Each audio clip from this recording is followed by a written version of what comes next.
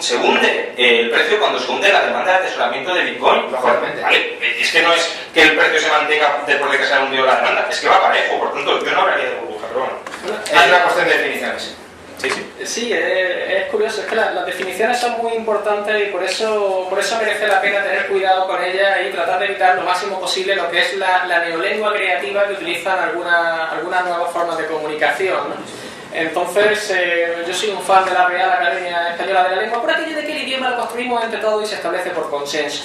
Que es lo que decía Franklin, por otro lado, sobre el dinero. Por favor, calma allá abajo. Xavi Martín, en un artículo de réplica al compañero Juan Ramón, decía que sí, que obviamente sí que es una burbuja y que él creía que el valor real de los sudoku estos era tendente a cero desde el momento en que no servía para nada aparte de para gastar recursos, salvo que alguien quisiera de buena fe aceptarlos para cualquier otra cosa. Y hay un detalle muy importante que ha apuntado Félix, y es que me parece fundamental. Baja la demanda porque baja el precio porque baja la demanda, baja el precio porque baja la demanda. En un artículo de réplica que hacía Juan Ramón a Xavi Martín decía que, hombre, esto se da porque no ha habido nadie más que haya entrado a comprar Bitcoin como forma de inversión a largo plazo. Como había un montón de especuladores, pues es por lo que se dan este tipo de altibajos. Si hubiera habido gente que hubiese entrado a comprar esos Bitcoin para mantenerlos a largo plazo, ¿les suenan los argumentos a los que daba el Foro Filatélico en su momento? No, pero los sellos no tienen ningún valor fundamental y ahí, si más gente entra en la red se revaloriza. Por tanto, el valor fundamental de Bitcoin es endógeno a la cantidad de gente que lo tiene. En el Foro Filatélico no, porque el Foro Filatélico no proporciona ningún rendimiento. El rendimiento de Bitcoin es que tú lo puedas endosar a otra gente, y si más gente lo acepta y más gente lo atesora, obviamente lo puedes endosar a más gente. Por tanto, de todas formas, el argumento de Xavi Martín es válido si él asume efectivamente que el valor fundamental es cero. Entonces, si cualquier valor es una burbuja. Por eso no entiendo cómo puedes decir que está Bitcoin en burbuja, pero bueno. Yo creo que es más que evidente que Bitcoin sí tiene una utilidad, y es una utilidad como medio de pago. Con lo cual, es absurdo decir que Bitcoin a cualquier precio es una burbuja. Eso es no entender que es Bitcoin. Bueno, los sellos tienen una utilidad, si no es como que de mamar cartas. Claro, pero el precio era muy superior a esa utilidad. Lo que yo digo es que la utilidad de Bitcoin sube con el tamaño de la red. Bueno, yo veo que aquí hay gente de todas las edades, pero me gustaría decir que es que Internet lleva años clamando por algo que cumpla las funciones que cumple Bitcoin, por una forma de mandar dinero de un lado al otro del mundo sin comisiones, por una forma de hacer micropagos gratuitos, por una forma de que el dinero sea como el correo electrónico, igual de útil e igual de fácil de usar. Eso da un valor mínimo fundamental a Bitcoin hasta que surja algo mejor. Pero a mí no me asusta hablar de burbuja, porque es que creo que la gente tiene que tener mucho cuidado. Yo creo que Bitcoin es la moneda del futuro, no del presente. Y a lo mejor tarda 10 años. ¿Quién usaba Twitter hace 20 años? ¿Quién usaba el correo electrónico hace 30 años? Nadie, poquísima gente. Entonces, a esto le queda mucho que crecer, y yo, por favor, no le digo a nadie que meta sus ahorros aquí. Le digo a todo el mundo que lo conozca, que vea cómo funciona y que vea cómo va a revolucionar el mundo, y por supuesto, si tiene que comprar algo por internet, que lo pruebe. Pero vamos, nada más lejos de mi intención de promocionar algo como si esto fuese Foro Filatélico o cualquier otra cosa de este tipo. Esto va a tardar años en madurar. Ahora mismo está creciendo mucho. Por ejemplo, el otro día, ayer anunciaron que una red de 50.000 tiendas en Estados Unidos ha empezado a aceptar bitcoins en todos sus establecimientos, y noticias de estas van a llegar todos los días, pero no hay prisa. Lo bueno es que esté ahí, que siga creciendo y que nos dé una alternativa cuando el dinero que usamos ahora mismo acabe de colapsar. Esto es tan clamoroso como que tú aún podrías pensarse que tienes intereses espurios porque tienes bitcoins. Yo es que ni tengo ni creo que vaya a tener el futuro previsible, por tanto me da absolutamente igual lo que haga la cotización. Yo simplemente estaba analizando lo que sucedía y advirtiendo a la gente de que era algo bastante peligroso, porque no me vale la definición de burbuja que asume que efectivamente el valor fundamental de Bitcoin es cero, que era al final el tema de discusión. Pero Ray, es que hablábamos de la solidaridad. Yo he regalado más bitcoins de los que tengo. Sí, solo te digo eso. De hecho, me suena un intercambio a José Luis del que creo que se habrá lucrado bastante. Bueno, Vamos a continuar con las preguntas. Bueno, viene una persona por allí, por el centro, precisamente tú, sí. Yo tengo dos preguntas. La primera es, ¿cómo crees que le va a afectar a Bitcoin cuando los estados empiecen a meter la mano y a intentar regularlo? Hace 2 días ha salido que Estados Unidos ya había pensado en empezar a regular las transacciones. Y la segunda es, ¿cómo crees que le afectará a Bitcoin el hecho de que en la propia tecnología cada una de las transacciones es transmitida a todos y cada uno de los nodos cuando el número de transacciones se multiplique por 1000? ¿Desde el punto de vista tecnológico o...? Desde el punto de vista tecnológico, porque ahora mismo si te descargas el wallet, lo tienes en tu... Son 7 gigas, sí, es un problema. O sea, es un problema y... te come toda la CPU durante... De hecho, ese es el mayor problema tecnológico sobre el que discuten los programadores. Está diseñado así. Y hay, bueno, hay una guerra ahí sobre los que quieren que se pueda usar para micropagos y por lo tanto les interesa que se puedan hacer las transacciones con 8 decimales y otros que quieren usarlo más para transacciones grandes, internacionales y quieren que suban las comisiones. Yo creo que va en camino de solucionarlo, pero no está solucionado todavía. La pregunta clave es ¿qué pasa cuando el número de usuarios se multiplique por 100 y por 1000? Ahora mismo iría todo muy lento y todo el ecosistema que hay alrededor de Bitcoin es más susceptible incluso a ese shock de aumento de demanda que Bitcoin en sí. De hecho, una de las cosas que hizo pinchar la anterior burbuja, aunque Rayo no quiera llamarla así, la reciente burbuja, fue problemas tecnológicos en uno de los principales intercambiadores que no podían con el aumento de tráfico. Sí, porque sufrió un ataque de DOS, pero... Bueno, es difícil confundir, es difícil saber si es un ataque de DOS o que han entrado 20.000 clientes nuevos. Dijeron ellos, yo no... Dijeron las dos cosas y luego han sufrido varios ataques, pero desde el punto de vista tecnológico a veces es difícil diferenciar a los dos. Si te entra en una página web nueva de repente 100.000, cuando estás acostumbrado a ver entre 1.000 al día, se te colapsa la página. Y luego tu primera pregunta era... Los Estados Unidos... Sí, la gracia de Bitcoin es que sea tan resistente a la censura como BitTorrent y como las páginas de intercambio de archivos descentralizados. Habrá ataques, no lo dudo, y esto está pensado desde el principio para sobrevivirlos. Ahora mismo, salvo Corea del Norte, que tiene un control bastante rígido sobre Internet, creo que no hay ningún país, quizás Cuba, no hay ningún país en el mundo que pueda evitar que entren y salgan y que se usen los bitcoins en ese país, salvo que vayan puerta por puerta arrestando a la gente según sus IPs. Incluso en China, el otro día, el 50% de las descargas del cliente original, del Qt, son en China actualmente, porque el otro día le dieron mucho bombo allí, y China, ya sabes que tiene la gran muralla china en Internet, pues aún así, se puede sobrepasar muy fácilmente. Creo que, bueno, justo por ahí, por el centro, había alguien que quería antes intervenir. Precisamente tú, sí. Sí, yo creo que el tema de la regulación y ya está. Ah, vale, de acuerdo. Bueno, pues Francisco Capella, por favor. Bien. Soy Paco Capella, del Juan de Mariana, de Idioma. Una aclaración sobre las pirámides, aparte de la pirámide social de los ricos y los pobres, que no entiendo que estamos haciendo aquí hablando de ella, porque esto es otra cosa. No sé si estáis confundidos que hay una pirámide de liquidez, y entonces el dinero es el bien más líquido, en ese sentido los bancos no producen dinero, porque el dinero sería la moneda de oro o hoy día el billete del Banco Central, y luego hay toda una serie de sustitutos monetarios que se colocan encima de esta base de la pirámide y que es lo que realmente producen los bancos.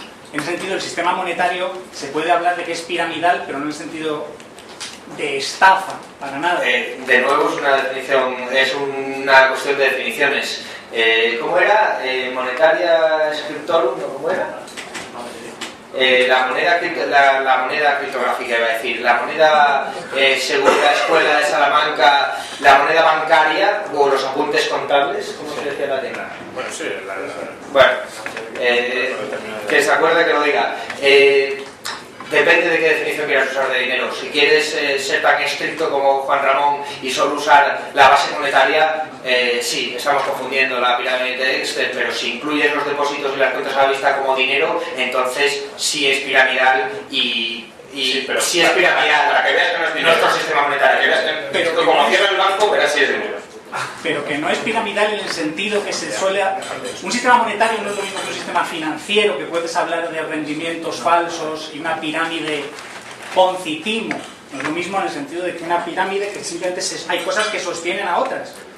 Es No, cierto eso no va a que el dar sistema ningún monetario no es tan piramidal como la seguridad social, por ejemplo, que paga los rendimientos a los antiguos con el dinero de los nuevos. Pero sí es cierto que cuando tienes dinero 100% fiat y cada vez que se crea dinero se crea deuda y esa deuda tiene intereses, hay una necesidad de crear dinero de forma exponencial o si no el sistema se colapsa. Y ahí volvemos al tema de definición de si incluimos los depósitos bancarios como dinero o no. Yo los incluyo, el Banco Central Europeo los incluye, tú y Rayero los incluís, pero es un tema de definiciones.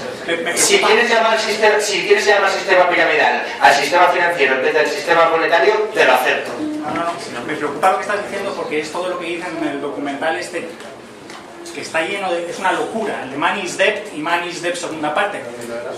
Ese documental está mal hecho por todas partes, porque mezcla verdades y falacias de manera que confunde a todo el mundo. Y veo cuando empiezan a hablar eso de que hay que seguir creando cada vez más dinero para pagar la deuda y es imposible por el crecimiento exponencial, todo eso es falso.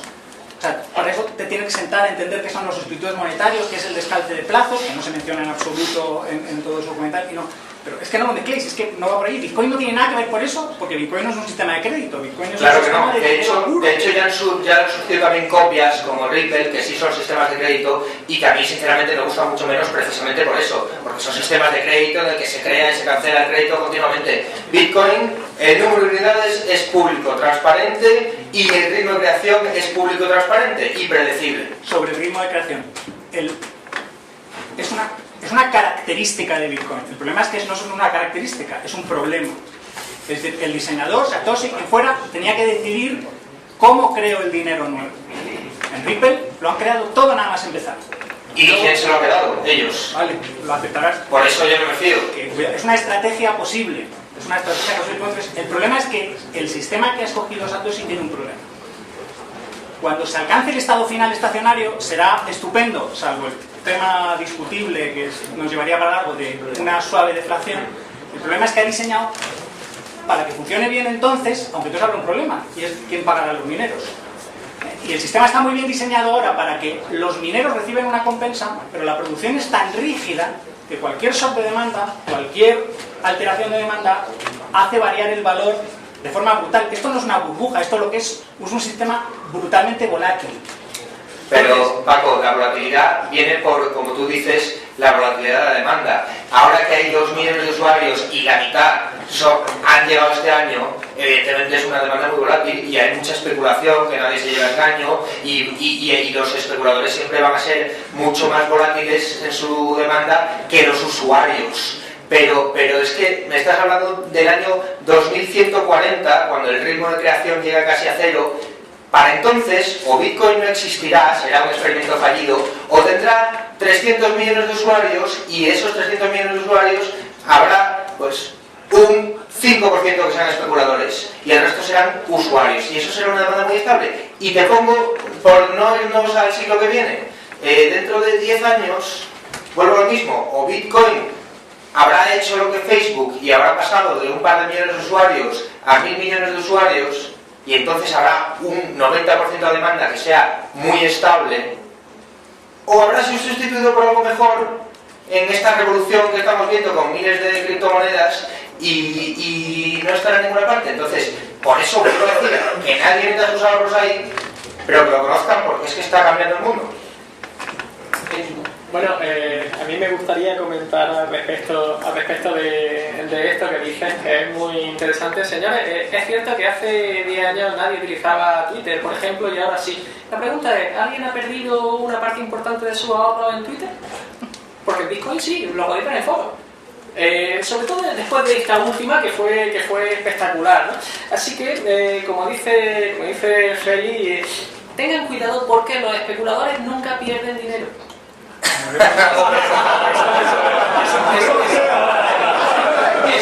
Eso por definición es mentira. Un momento, señor. En Twitter, que yo sepa no pierde dinero nadie, pero sí sé que en miles de empresas de .com muchísima gente ha perdido dinero. Lo que pasa es que como la mayoría del capital inicial siempre es capital privado, no nos enteramos. En cambio, cuando salen a bolsa sí nos enteramos, y cuando salen a bolsa ya suelen estar bastante maduritas. Bitcoin ha estado 100% abierto al público desde sus inicios, y en ese sentido es mucho más democrático y mucho más abierto a la participación general que cualquier empresa que esté en bolsa.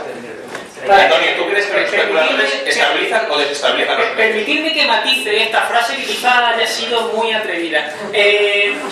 Vámonos a la crisis de los tulipanes. Imagino que os resultará vagamente familiar. Los principales beneficiados de la escalada de precios y de la burbuja de los tulipanes eran los que más información tenían del mercado. Fueron los primeros que notaron que la demanda empezaba a decaer, fueron los que se deshicieron rápidamente de todo el stock que pudieron y se largaron con toda la pasta que habían hecho, dejando a todos los pequeños operadores, pequeños inversionistas, que yo no los consideraría especuladores, un poco ingenuos puede, pero no especuladores, dejándolos vendidos con un montón de macetas. Vale, Antonio, tú defines especulador como el que siempre gana. Y el que entra en un mercado y pierde no es especulador. No, ahí tienes a Bravo, ¿no? Que también perdió. Lo que pasa es que se perdió por otra historia, pero perdió su libertad. Es que hay muchas formas de perder, además de dinero. Me parece que quería hacer una pregunta. Yo soy de la opinión que no va a triunfar el Bitcoin, por una sencilla razón, es que no veo la forma por la cual puede ser depósito de valor. Las otras unidades, las otras características de un dinero normal sí puede cumplirlas, pero el depósito de valor no lo veo por ninguna parte. Es que eso será lo último. Bitcoin ya es un medio de pago, vamos, inigualable. De hecho, si tú no quieres tener ningún riesgo en bitcoins, tú puedes cobrarlos y hay empresas que te lo convierten inmediatamente en tu moneda local y los tienes durante un microsegundo. Ya es una unidad de cuenta para los frikis de bitcoin, o sea, la comunidad, te lo digo, usan el bitcoin como unidad de cuenta, ya les da igual lo que valgan. Depósito de valor es muy difícil que lo sea todavía. Lo será. Si llega a triunfar, lo será a largo plazo, pero eso será lo último. El oro tiene 6.000 años de historia, el euro es adolescente, el Bitcoin tiene 3 años, 4 años si contamos desde que se empezaron los programas. Es pedirle peras al olmo. Ahora es altamente especulativo. A mí me parece que cualquiera que sea inversor en empresas de .com y le interese ese sector no puede perderlo de vista, pero no es para el rentista, desde luego. Ojalá lo sea en un futuro, pero ahora desde luego que no. Perdón, que no he contestado tu pregunta. Puede que sea, yo creo que tiene una buena oportunidad de convertirse en depósito de valor a largo plazo, pero desde luego no me gustaría estar la camisa ahí, desde luego que no. Juan Ramón, tú te tienes que marchar ahora, no sé si querías decir alguna cosita más. No, bueno, sobre Bitcoin no, simplemente agradeceros la invitación de nuevo y animaros a todos, bueno, no sé si os debería animar o desanimar porque mañana vamos a tener un problema, pero bueno, mañana en el Instituto Juan de Mariana pues organizamos una conferencia con Daniel Lacalle. Estáis todos invitados a las 8. Es una conferencia gratuita por aquello de que Juan de Mariana también promovía la solidaridad y la apertura sin necesidad de cobrar. Y predicamos desde luego con el ejemplo, ofreciendo todos los sábados una conferencia gratuita. También este sábado, ya os digo, con Daniel Lacalle. Pues, bueno, muchas gracias Antonio y muchas gracias a ti.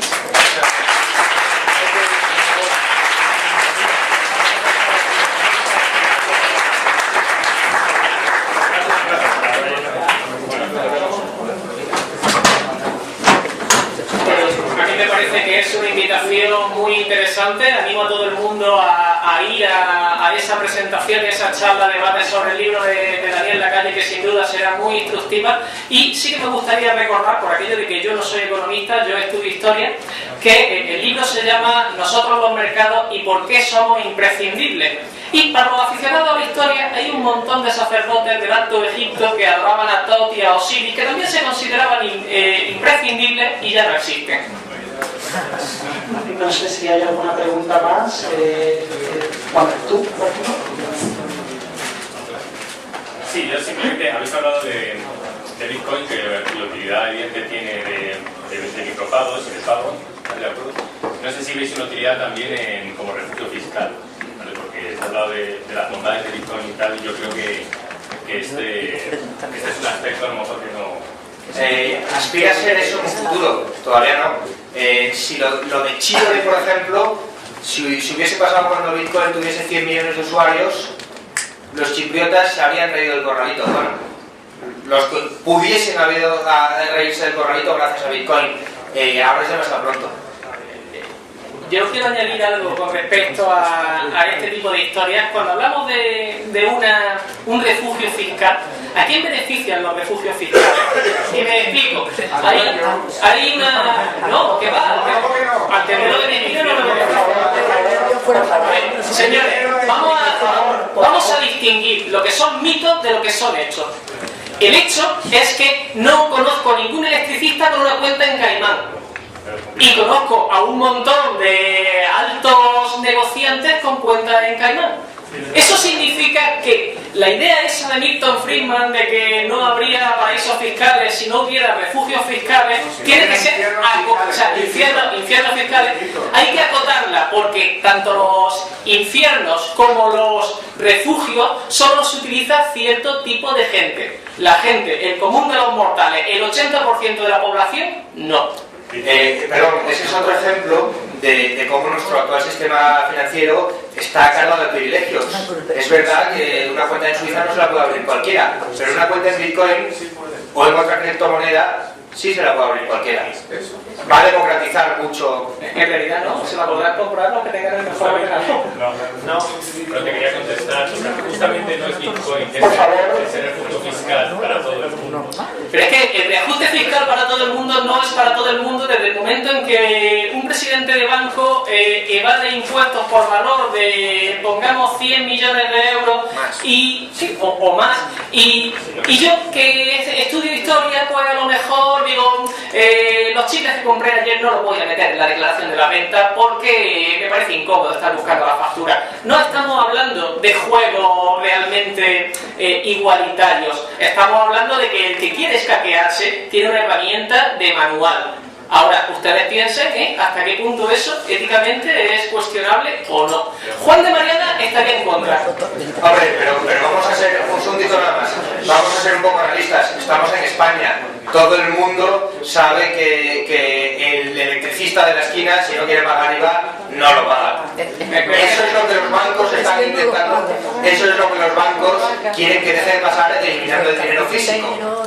Me parece que el electricista de la esquina no ha sido amnistiado fiscalmente. Y eso indica muy bien quién se beneficia de este tipo de chilenos. Pero la casa Bitcoin podría amnistiarse el mismo fiscalmente.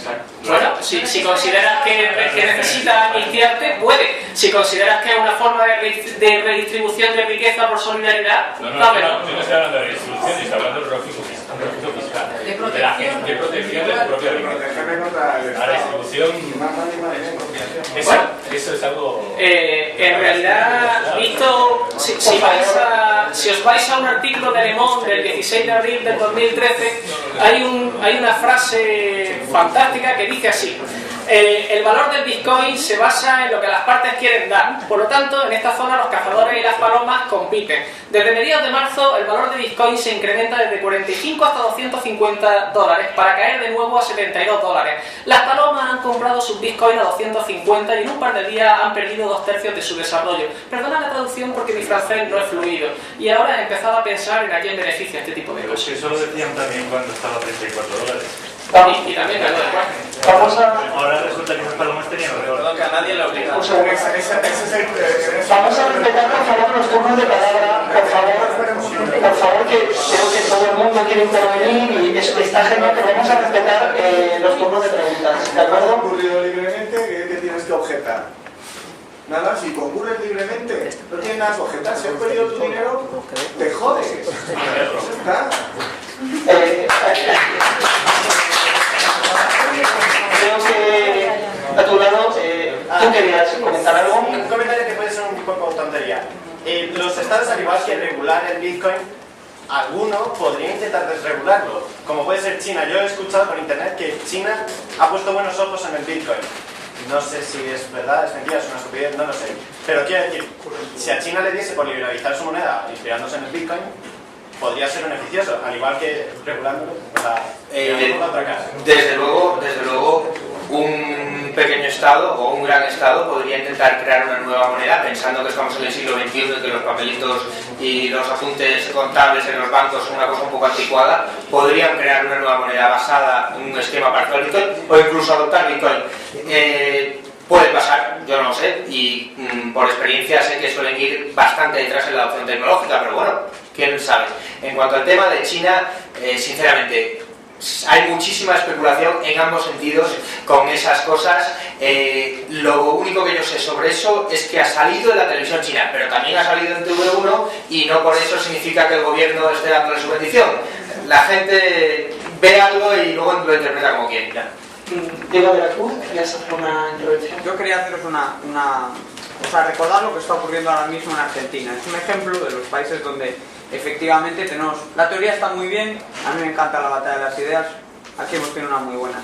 Ahora mismo en Argentina, la gente que está acostumbrada a sufrir el tipo de represión monetaria, que nosotros aquí realmente no sufrimos de manera tan directa, es decir, sufrimos la inflación, sufrimos la manipulación de la moneda de una manera mucho más light de lo que sufre un argentino, que tiene que pagar, que ve una inflación del 30% año a año, que tiene que pagar unos controles cada vez que intenta sacar su dinero, su hard-earned money, ¿no? El dinero que tanto le ha costado ganar, y cada vez que lo intenta sacar del país para viajar, para ahorrarlo y que no se le destroce todo ese fruto de su trabajo, está apoyándose ese trabajador que es humilde por naturaleza. En Argentina se está apoyando en el Bitcoin. Creo que es importante tener en cuenta esto porque al fin y al cabo, ya que estamos hablando de refugios, el Bitcoin sí puede actuar como un refugio en ese sentido. En la medida en la cual estamos estableciendo algo que de manera parecida a lo que viene siendo un correo electrónico, supone un intercambio bidireccional entre, en este caso, por ejemplo, yo podría estar enviando el dinero a la persona con la que me voy a encontrar fuera del país, al punto donde yo lo quiero recoger o directamente comprarlo fuera en el mercado secundario. A lo que me refiero en definitiva es que las ideas que se han expuesto aquí son todas yo creo muy interesantes, muy sugerentes. Creo que a Bitcoin le falta demostrar y tiene la fortaleza de que es una organización descentralizada, por lo tanto no tiene a un portavoz que pueda demostrarlo claramente, pero creo que la asignatura pendiente es dejar fuera toda sospecha el hecho de que esto pueda ser un negocio o una estafa piramidal o estas cuestiones, pero creo que es interesante ante todo, y la reflexión que nos tenemos que llevar es que para bien y para mal esto es un acto voluntario en el cual se participa de manera voluntaria, en el cual no existe coacción ni violencia y en el cual el éxito o el fracaso, que son los dos temas que se han puesto, o el escepticismo en el caso de Juan Ramón, va a quedar resuelto siempre dentro de un marco de libertad, que eso es lo que importa. Esa era mi más que una reflexión, pero me parece muy interesante tu reflexión. Me gustaría matizarla con un par de detalles. En primer lugar, párense a pensar en quiénes eran los que montaron el circo en Argentina, porque a lo mejor tienen responsabilidad de cierto tipo. En segundo lugar, me parece que la represión monetaria argentina es interesante, pero la represión a secas de Videla, tratando de fomentar cierto tipo de dictaduras liberales, entre comillas, si es que alguien entiende eso, y son sus palabras, de Videla, no mías, son mucho más interesantes. Y la gente... Perdón, acabo y ahora si quieres me replica. Me parece que esa represión es importante. Me parece que los consentimientos libremente otorgados tienen sentido en igualdad de condiciones. Desde el momento en que tú tienes más información que yo, mi libertad está mermada por la asimetría que hay entre tu posición y la mía, que la tuya es de privilegio. Y me parece que lo que está haciendo a los trabajadores de verdad, a los curritos de calle, al electricista de la esquina, defenderse en este tipo de entornos tan hostiles como ese de Argentina, por ejemplo, son los tipos de cooperativas autogestionarias que reflejan a Omi Klein en un documental que se llama La Toma, y que algunas han fracasado y otras como Zenón son punteras y son modelos de gestión empresarial. Me han gustado más. De hecho, si no recuerdo mal, hubo una cooperativa de camioneros que pagaban, tenían unos vales respaldados por lo que tenían en sus almacenes de transporte, y salvó a mucha gente en tiempos de la hiperinflación. No, sí, a mí me parece fenomenal todo este tipo de alternativas, me parecen fenomenal. También es verdad que esas no sirven para sacar el dinero del país. Bueno, es que ¿quién tiene interés en sacar una cantidad importante de dinero del país y por qué? ¿Yo que me voy un fin de semana a ver un festival a Londres? Por favor, tenemos el turno para por favor. Pues, si levantáis la mano, yo cojo el turno. Sí, Diego, perdona, que querías... Por favor. Lo primero que hizo Perón cuando vio las reservas del Banco Central es preguntarse qué hacía allí todo ese oro, y ahí empezó esa fase de inflación que ha tenido Argentina desde entonces. Es una fase que ha sido común a gobiernos peronistas, a gobiernos supuestamente neoliberales, a gobiernos dictatoriales. Esto no es una cuestión de que a mí me guste más o menos la señora que hay ahora en el poder o no. Esto es una cuestión de que la inflación... Bueno, pero las madres de mayo sí que tienen preferencia. Pero las madres de mayo están ahora mismo dictando la política monetaria. ¿Tiene algo que ver la dictadura de Videla con la política monetaria? Vamos a agitar el ¿no? Bueno, vamos. No acabo de entender. Continúa, por favor, Diego, continúa. No acabo de entender por qué, cuando estamos haciendo una reflexión muy clara, es decir, tú preguntas quién necesita el Bitcoin en Argentina, quién necesita sacar el dinero. Yo te digo, ¿quién? Mis amigos que me vienen el otro día a visitar y me dicen que pagan un impuesto horroroso para sacar un dinero que se están ganando a duras penas, y eso que le suben el sueldo. Son de clase media, no son ningún ricachón. Le suben el sueldo un 30% y no les sirve absolutamente para nada. ¿Quién lo tiene que sacar? ¿El que sufre esa inflación del 30%? Por supuesto que alguien la propia Cristina Kirchner lo saca. Lo saca en bolsa, lo tiene en algún refugio fiscal, no recuerdo ahora en cuál.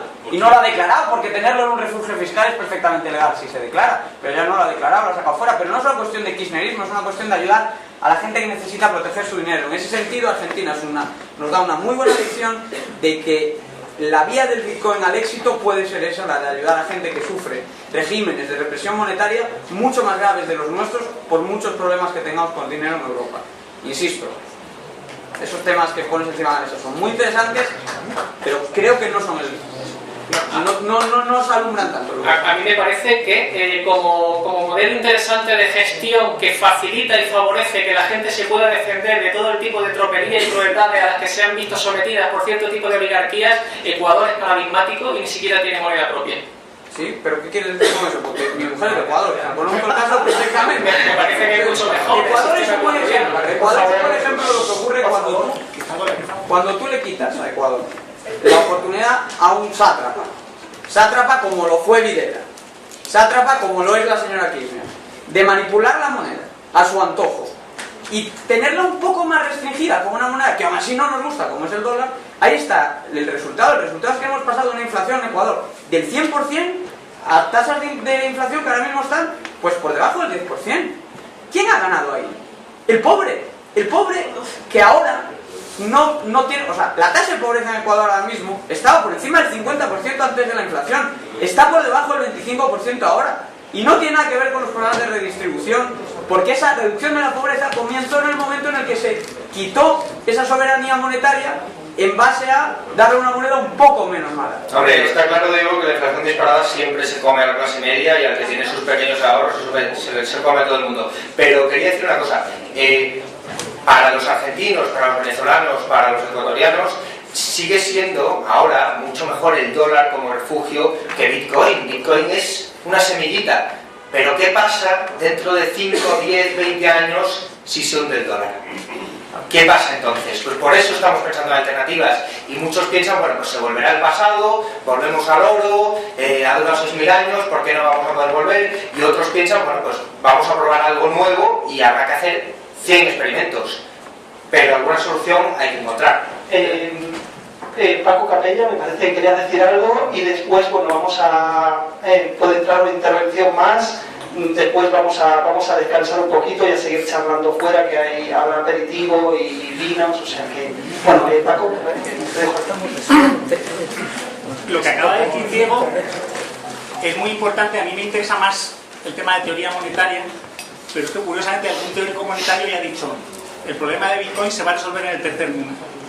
Porque en el primer mundo, tú escoges Bitcoin o no según las alternativas que tengas. Es decir, yo no tengo ninguno y no sé cuándo lo voy a tener, pero es que no lo necesito de momento. Es decir, lo que hay, siendo malo, no es espantoso.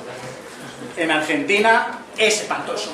En otros sitios, aún peores de Argentina, están aún peor. Entonces, en esos sitios pueden ser los que no teoricen sobre Bitcoin, sino que realmente le den el empujón definitivo y lo popularicen al máximo. Luego, Antonio, has dicho que no eres economista y es que se nota, lo siento. Has dicho que eres historiador. No, he dicho que estudio historia. Has dicho que no eres economista, sí se nota. Has dicho que estudias historia y los datos que has dado me parecen muy graciosos. Un 80% de la gente no tiene cuentas en paraísos fiscales. ¿Cómo lo sabes? Y un 20% sí. ¿Tienes esos datos de algún lado? Luego has dicho que los cazadores y palomas, supongo que te refieres a halcones y palomas, los halcones son los que siempre ganan y las palomas son los que siempre pierden. De nuevo, es que tienes información de quién es quién. Si Bitcoin es anónimo, ¿cómo sabes exactamente quién es el que ha ganado y quién es el que ha perdido? Luego, las personas que compraran Bitcoin a 100 y ahora valgan, perdón, a 200 y ahora valgan 100, no han perdido nada. Todavía. Es decir, perderán en el momento en que decidan vender y tal. Pero si Bitcoin llegara a triunfar, yo no he hecho el cálculo porque me da miedo y vergüenza. Pensad los saldos de tesorería que tenéis cada uno. ¿Qué son? 100 euros, 1000 euros, simplemente en saldos puros de tesorería. Multiplicar eso por 1000 millones de usuarios, 5000, 10000. Ahora, dividir eso en el denominador, en el numerador, 21 millones de Bitcoin. Pero, el número que te sale en Bitcoin es tan ridículo que si se llega a eso, yo me pegaré un tiro por no haber invertido hoy. Pero Paco, por amor de Dios, me molesta mucho que se diga eso y conozco a varios colegas aficionados a Bitcoin que hacen ese tipo de números. No te aseguro que vayas a llegar naturalmente. Es que la incertidumbre en cuanto a ese resultado es infinita. Entonces, naturalmente. No hay que dar a nadie engaño. O sea, que no ha tomado Twitter ahora tiene 500 millones de usuarios, pero es que hace 10 años había 100 empresas que querían ser Twitter y se llega una. Por favor, mucha precaución. No, es que tú hablas en teoría siempre, pero no te das cuenta que tiene consecuencias. Bitcoin no es como una empresa que puede fracasar y ser sustituida por otra con relativa facilidad. Bitcoin es como una institución. Las instituciones, una vez se montan y se llega a ellas, tienen unos procesos de realimentación positiva y de inercia espectaculares. Es decir, Litecoin y todos los demás lo tienen crudísimo. Simplemente por el hecho de haber empezado segundos, no van a triunfar. El Esperanto llevan años intentando que triunfe, nunca lo van a conseguir, porque la inercia que tienen los idiomas ya establecidos es enorme. Y acabando por el sistema, Antonio, por las cosas morales. Los discursos morales, perdona, pero son arbitrarios y son aún peores que los datos económicos y que los datos económicos. Estás como insinuando cosas de Juan de Mariana a gente que sabe de Juan de Mariana bastante más que tú. Bueno. Luego estás insinuando que la gente parece que es malvada o que tú y todos los demás, como tú, quieren salir a mejorar el mundo. Supongo que nosotros queremos salir a empeorarlo o que nos da exactamente igual. Y mira, no, el análisis moralista, si quieres, primero apréndelo y luego enséñalo, pero aquí se trata de hacer un análisis positivo, científico de Bitcoin. Y luego, si no te gusta, di simplemente que no te gusta. Vale, permíteme que te replique. Yo, por supuesto, no dije que fuera economista porque no lo soy. No, has dicho que no lo eres. Sí, no lo soy. Que eso se nota, lo tengo a orgullo. O sea, que no sabes... Especialmente por aquella frase que decía un economista que todo el mundo tiene que estudiar nociones de economía, aunque solo sea para que los economistas no les engañen. Entonces, tú te paras a pensar de qué tipo de gente estamos hablando y quién financia a qué tipo de gente, y a partir de ahí hablamos. Luego, me dices que... ¿Quién financia a qué tipo de gente? Que esto es... Bueno, a los liberales nos deben financiar gente muy mala, ¿no? Y todos somos perversos. Bueno, echarle un vistazo. No, por favor, me gustaría terminar. Me gustaría indicar que no tengo ni la más remota idea de quién financia a los liberales. Pero se puede rastrear quién financia el Instituto Cato. ¿El Instituto? Cato. Los Koch, es horrible, ¿verdad? ¿Te has creído todas las tonterías que dicen de ellos? No, las he leído, las he leído. No es que las haya creído, porque yo considero que la fe es algo muy personal y yo soy bastante descreído, y por eso algunas de las doctrinas fundamentalmente austríacas, quien le pagó el premio Nobel a Hayek, son bastante interesantes como fe. ¿Quién se lo pagó? Y continuemos. Los datos del 80 y 20 son datos generales de cómo se distribuye el mundo en un montón de atributos. Cualquier cosa. Por supuesto que es una estimación. pero que no es precisa, puede que sea un 75, pero a grandes rasgos y a líneas generales, sin entrar en más detalles, es perfectamente interesante y es perfectamente útil como referencia, no como descripción precisa de la realidad, como referencia sobre la que trabajar. Los datos que he dicho sobre halcones y palomas y tal, no son míos, y los cité, son de el periódico Le Monde del mes de abril, y los podéis leer ahí. Como yo dije, a mí no me creáis, cogéis las referencias que os doy y las pensáis. Luego, el tema moralista o no es algo que a mí me puede dar más o menos igual. Yo tengo una idea sobre hasta qué punto este mundo es como es y hasta qué punto qué podemos mejorar. No pretendo imponer mi idea a nadie, pero sí pretendo comentarlas con la gente por dos razones. Es posible que yo les convenza a ellos y es posible que ellos me hagan notar algo que yo no he advertido.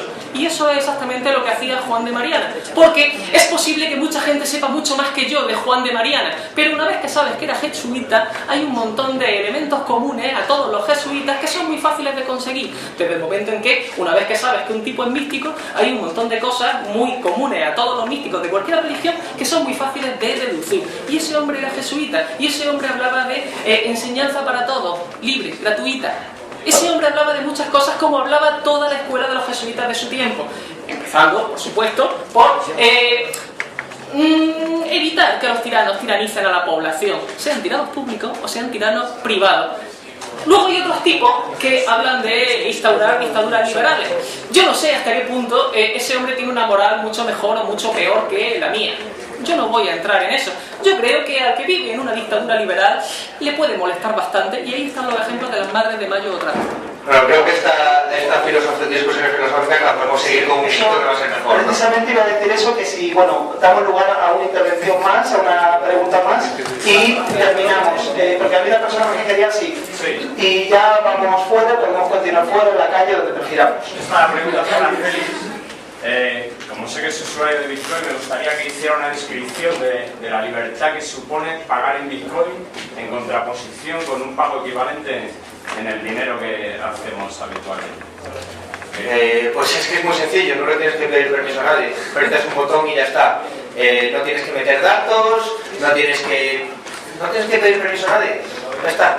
Es una relación entre dos personas sin ningún intermediario. Tienes que fiarte de la otra persona, pero ya está, de nadie más.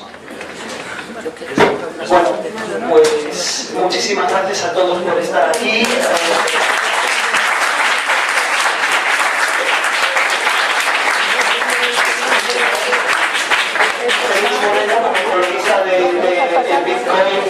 Bitcoin, la moneda del futuro, y como portavoz designado por la gente de Bitcoin.org va a estar firmando ejemplares para quien tenga interés en ello. Y bueno, gracias por haber estado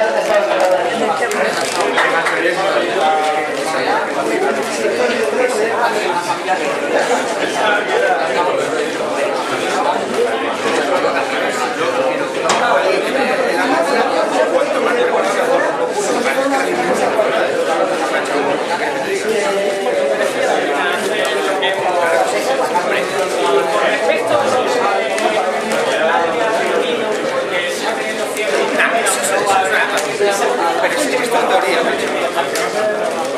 Sí, ¿me dais un minuto para hablar? Venga, sí.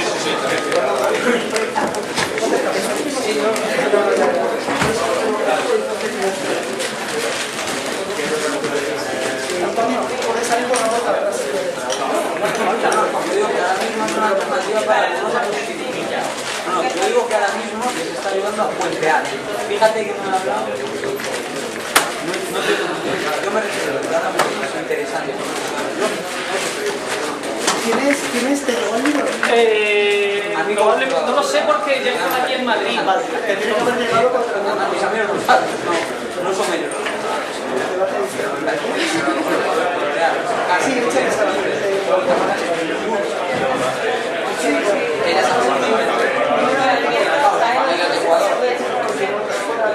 El 10%